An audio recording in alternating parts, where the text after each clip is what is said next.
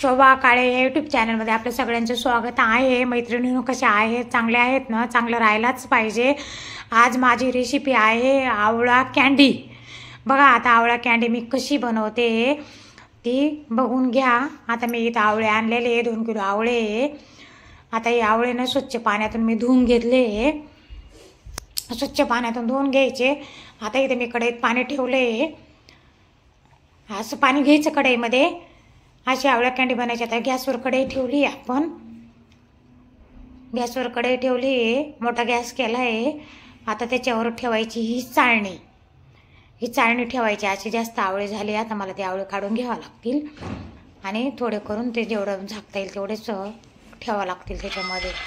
आता असे आवळे ठेवायचे। अशी आवळे आवळा कँडी करून बघायची। आता हे जास्त झाले त्याच्यावर, तर मी आता ते काढून घेते आवळे।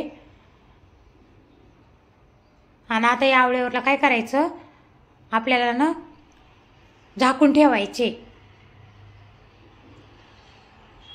हां, हे बाई आता झाकून ठेवले मी। असे झाकून ठेवायचे, थोडंसं वजनवर ठेवायचं आणि असे उकडून घ्यायचे। आपोआप त्याच्यानं अशा 4 बघा फांगी होऊन जातात। आपण कसं वांग्याच्या 4 फांगे करतो तसे 4 फांगे होऊन जातात। आता आपले आवळे उकडले। आता आपल्याला हे आवळे एखाद्या भांड्यामध्ये काढून घ्यायचे। हां, हे बघा उकडले का नाही दिसत लगेच। थोडेसे कच्चेच आहे तर याला अजून उकडायचे थोडेसे। हा बा, हां हे असं होऊन जातं। आता मी त्याला अजून थोडंसं उकडून घेणार आहे आणि नंतर भांड्यात टाकणार आहे। थोडे कच्चे तर असं बघून घ्यायचं। आपोआप ना त्याला बघायची काही गरज नाही, आपोआप फांगे होऊन जातात। 4 फांगे होऊन जातात त्याच्या।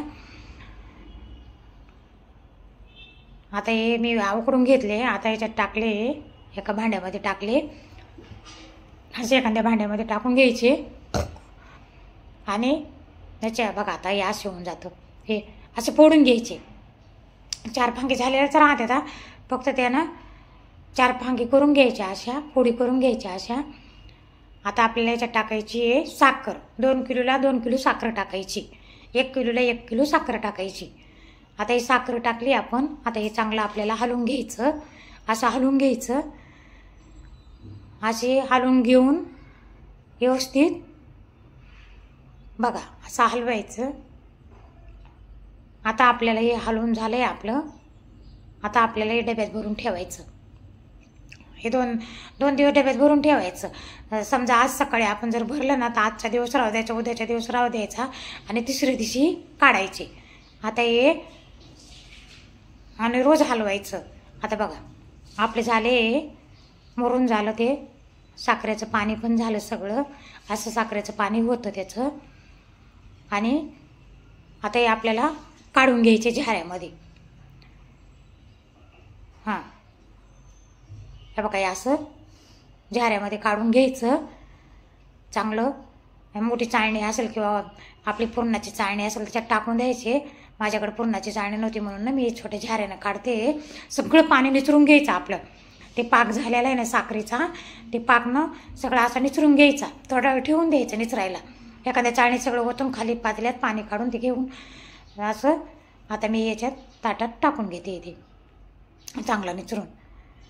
थोडा वेळ निचरून द्यायचं त्याला, कमीत कमी अर्धा तास 15-20 मिनटं तरी निचरायला ठेवायचं चाळणीमध्ये।